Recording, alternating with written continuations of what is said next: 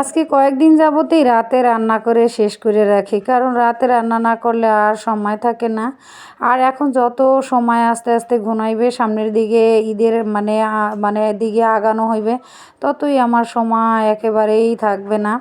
তো আমি যেহেতু জামা কাপড় মানে দর্জির কাজগুলো করি এবং শেখাই, প্রশিক্ষণ দেই, এই সমস্ত কাজগুলো এই দুইটা টাইমেই বেশি থাকে, যেমন ঈদের টাইমে কিংবা কোরবানির টাইমে।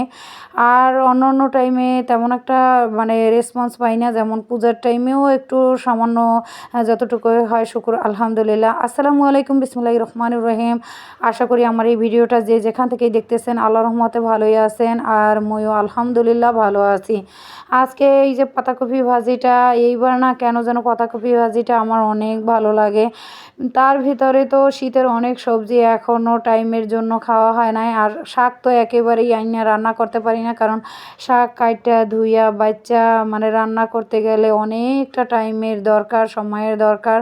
তো এই জন্য তেমন একটা হয় না। সকালবেলা উঠেই কি রান্না করব সেই পরিকল্পনা থাকে, সেই অনুযায়ী রান্নাটা শেষ করেই অন্য অন্য কাজে ব্যস্ত থাকতে হয়। এতটাই ব্যস্ত কি আর বলবো আপুরা ভাইয়ারা, এখন আর ভালো লাগে না। মনে হয় যেন একটা যুদ্ধক্ষেত্র, সারা দিন এত কাজ কিভাবে মানে সম্ভব। পাশাপাশি ছেলেটা বলতেছে আম্মু দুইটা ফল কাইটে দাও, আমি আবার তাড়াতাড়ি একটা আপেল এবং একটা মালটা ওদেরকে কাইটে দিলাম, আর বললাম এখন তোমরা এটা খাইয়া তাড়াতাড়ি পড়তে বসো আর আমি রান্নাটা শেষ করে ফেলাই। অনেক দিন দেখা যায় যে দুই একটা তরকারি বেশি রান্না করতে গেলে দেখা যায় অনেকটা টাইম চলে যায়, এজন্য বেশিরভাগ সময় ডিম ভুনা করা হয় খুব দ্রুত। সেদ্ধ বসাই দিয়েও একটা কাজ শেষ করে আবার দেখা যায় ভুনা করতে গেলেও তেমন একটা সময় লাগে না, এজন্য ডিমটাই বেশি মানে করি। আর যেহেতু এখন ডিমের দামটাও অনেকটা কম, 110 টাকা ডর্জন আনতে পারতেছি, এজন্য বেশি একটা মানে প্যারা লাগে না। অনেক সময় তো দেখা যায় যে বাচ্চারা প্রতিদিন তো ডিম ওরা পছন্দ করে না, খাইতেও চায় না, কিন্তু কী আর করার বলেন, যে বাড়তি যে সময়টা ওইটা থাকে না। আর অনেক সময় বাচ্চারাই হেল্প করে। এই দেখেন ডিমগুলো সেলা মানে এই যে সিলা রেডি করবে সেই ক্ষেত্রেও কিন্তু ছোট ছেলেটা অনেক হেল্প করতেছে। সেই ডিমগুলো খুব সুন্দর করে এখন সিলা ধুইয়া তারপরে রাখবে আর আমি রান্না বসাবো। আর এদিকে আবার আমি পেঁয়াজ মানে সিলা তারপরে দিতেছি, সেইটাও সে একটু মানে ছেঁচে দেবে। ব্লেন্ডার যে ঠিক কইরা তারপরে এটারে যে একটু করব, প্রসেসিং করব, এই সময়টা পর্যন্ত থাকে না মশলা মানে তৈরি করার জন্য। তো একদিন কি করি, বেশি করে আদা রসুন ফেটে নেই। আর পেঁয়াজটা দেখা যায় যে 2-1 দিনেরটা করা ঠিক আছে, কিন্তু 1 সপ্তাহের জন্য কিংবা 5-6 দিনের জন্য করা আমার কাছে ভালো লাগে না। এই জন্য আমি যখন এটা তখন আগে তো বাইটে নিতাম শিলপাটায়, আর এখন তো মানে কাজের চাপের কারণে সেই সময়টাও হয় না। অনেকে হয়তো আমার ভিডিও মানে দেখলে এখন বলবেন যে আপু আপনি কি সব সময় এরকম ব্যস্ত থাকেন? হ্যাঁ আপু, সব সময় ব্যস্ত থাকি। দেখা যায় এখন এই ভিডিও করার মতো টাইমটা হয় না। আগে কত ভিডিও বানাইতাম, বাচ্চাদেরকে পিঠা পুলি বানাইয়ে খাওয়াইতাম, সেই জিনিসগুলোও ভিডিও করতাম। দেখা যায় যে আজকে বিকেলের টাইমটা একটা নতুন কিছু রান্না করব কিংবা নাস্তা বানাই দেবো, সেই ভিডিওগুলো হইতো, কিন্তু এখন সময়ের অভাবে সেইগুলোও হয় না, কারণ একার হাতে এত কিছু সামলানো সম্ভব না। বাচ্চারা যদি আর একটু বড় হইতো তাহলে হয়তো আরও কিছুটা প্যারা তাদের উপরেও চাপাই দিতে পারতাম, কিন্তু এখন তো অনেকটাই ছোট। তারপরও যতটুকু করে সে পড়াশোনার পাশাপাশি শুকুর আলহামদুলিল্লাহ, এর বেশি কিছু চাপাইয়ে দিতে আমার না ভালো লাগে না। যতক্ষণ পারি ততক্ষণ নিজেই সামলানোর চেষ্টা করি। আর যখন একেবারেই পারি না তখন বাচ্চাদেরকে বলি যে বাবা একটু করে দেবা, বাবা একটু হেল্প করো, বাবা এইটা একটু করে দাও, কিংবা মেয়েটারে বলি মা একটু হেল্প করো, 2টা জামা কাইটে দাও, কিংবা এই জামা 2টা জরুরি একেবারে অর্ডার দিতে হইবে, একটু আমার সাথে একটু তাড়াতাড়ি আরেকটা মেশিনে বসে একটু টাইনে দাও। তো বাচ্চারা ওদের জায়গা থেকে যথেষ্ট হেল্প করার চেষ্টা করে, কিন্তু এতটা কাজ ছড়াই ছিটেই নিছি, এখন না পারি সেগুলা ম্যানেজ করে ঠিক মতো রীতিমতো করতে, আর না পারি সেগুলা ছাইরা একেবারে হাত গুটাইয়ে বসে থাকতে, কারণ যারা কাজ করে তারা তো আর হাত গুটাইয়ে বসে থাকতে পারে না। একটা সময় ছিল যখন হাত গুটাইয়ে বসে থাকতে পারতাম, কিন্তু এখন কাজ করতে করতে এতটাই প্যারার ভিতরে মানে ঢুইকা পড়ছি, এখন আর সেই হাত গুটানোর সময় নাই, অবস্থানে নাই। এখন মানে এতটাই মানে সেনসিটিভ অবস্থায় এখন আমি চাইলেও হাত গুটিয়ে বসে থাকতে পারবো না। কারণ এখন আমার চারিদিক এমনভাবে আমি মানে প্রসারিত করছি, এখন নিজের খাওয়ার টাইমটা পর্যন্ত থাকে না। পাশাপাশি আমার টাকা ইনকাম হয়, কিংবা আমি সেই অনুযায়ী অগ্রসর হইতেছি, কিংবা বাচ্চাদের ভবিষ্যৎ কথা চিন্তা কইরা এখন 5টা বছর কিংবা 10টা বছর সেই পরিশ্রম করতে চাই বা করতেছি। আল্লাহ রাব্বুল আলামিন আমাকে রহমত নাজিল দান করছেন, যার জন্য সম্ভব শারীরিক সুস্থতা দান করছেন, যার জন্য সম্ভব। যদি মানে প্রতিনিয়ত অসুস্থ হয়ে পড়তাম তাহলে হয়তো সম্ভব ছিল না। আল্লাহর কাছে হাজার শুকরিয়া। আল্লাহ রাব্বুল আলামিন আমার শারীরিক সুস্থতা মানে শারীরিকভাবে সুস্থ রাখেন, যেন আমি সব কাজগুলো এইভাবেই সমাধান করতে পারি।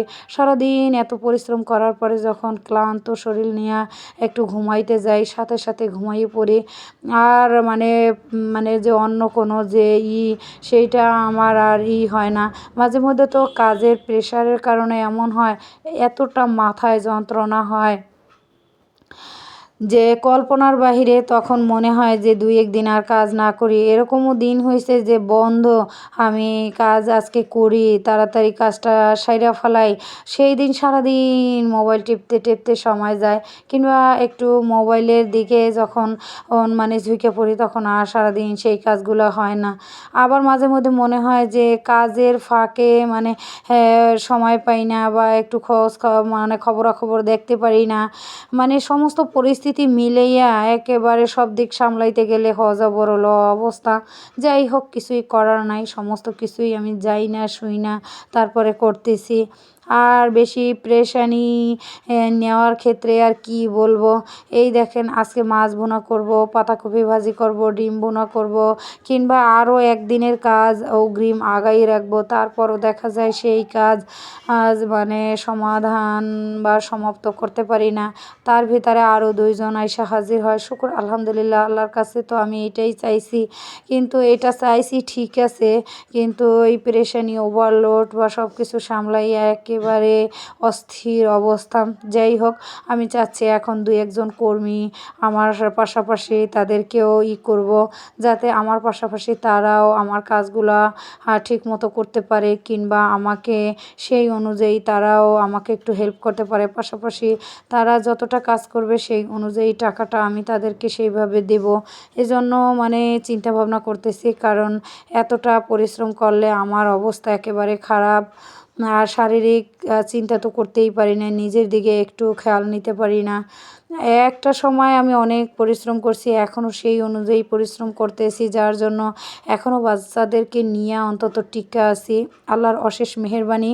আল্লাহর কাছে হাজার শুকরিয়া, কোটি কোটি শুকরিয়া আল্লাহর দরবারে, যে আল্লাহ আমার বাচ্চাদেরকেও সেই অনুযায়ী মানে বড় করার মতো তৌফিক দান করছেন। কিংবা জানি না শেষ মুহূর্ত পর্যন্ত কেমন হয়, বা কিভাবে আমি তাদেরকে নিয়ে সামনের পথগুলা মানে চলবো, আল্লাহই ভালো জানেন। তবে আল্লাহর কাছে সবসময় চাই যে আল্লাহ ওদেরকে তুমি মানুষের মতো মানুষ করার তৌফিক দান করো, এতটুকুই চাওয়া।